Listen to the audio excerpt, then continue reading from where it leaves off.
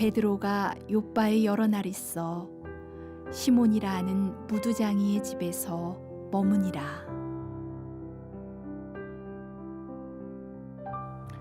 1900년 서울 정동교회 성도 가운데 황씨 부인 여메레라는 분이 있었습니다.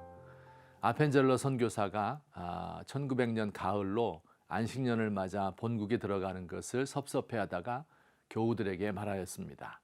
우리 돈을 출연하여 선교사님께 유기반상을 사드립시다. 이들은 1인당 20전씩 급히 돈을 모았습니다. 선물과 사진값을 지불하고 남은 돈 1원 10전을 어떻게 쓸까 의견이 분분하였습니다. 황씨 부인이 의견을 내었습니다.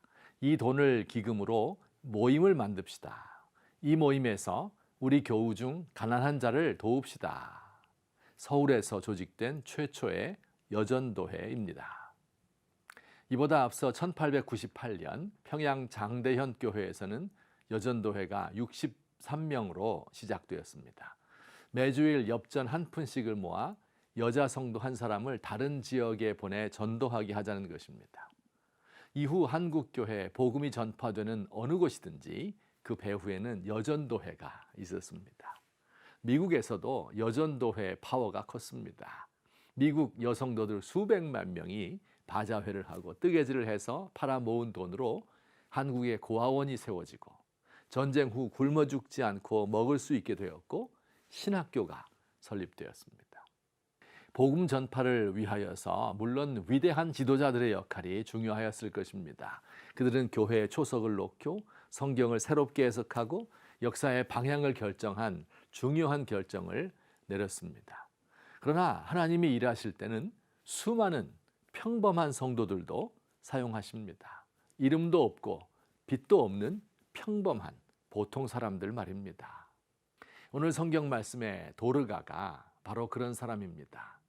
예수를 믿기 전에도 또 예수를 믿은 이후에도 도르가는 평범한 주부였습니다.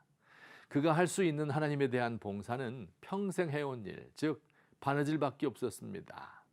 남편을 잃고 가세가 기울어서 거지처럼 지내야 했던 그 지역의 가난한 홀로 된 여인들의 말상대가 되어주고 음식을 나누어 먹고 옷을 만들어 입히고 사랑을 주었습니다.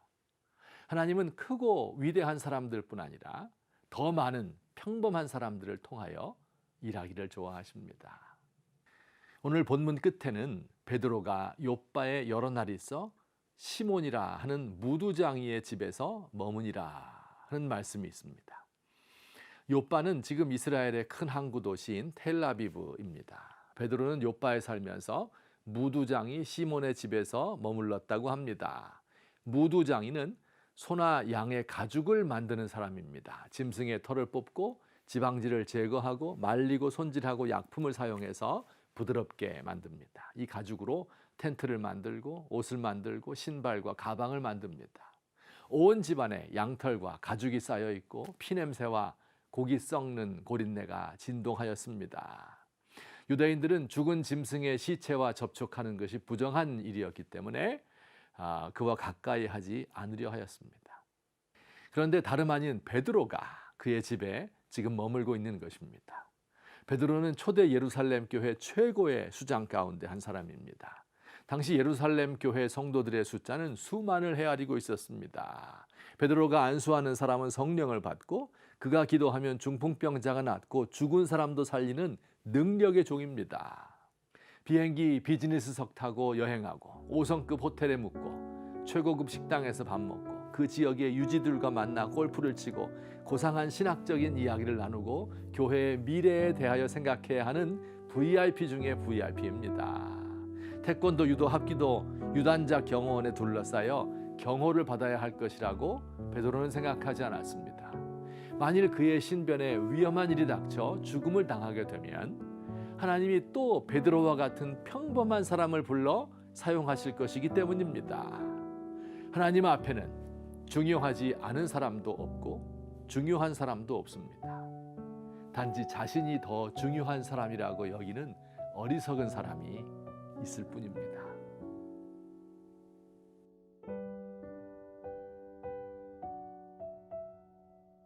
우리 주님의 크신 계획은 보이지 않고 우리를 둘러싼 작은 고난들이 우리를 괴롭힙니다. 내가 하는 일이 하도 적어 눈에 보이지도 않고 언제 열매가 맺힐는지 까마득합니다.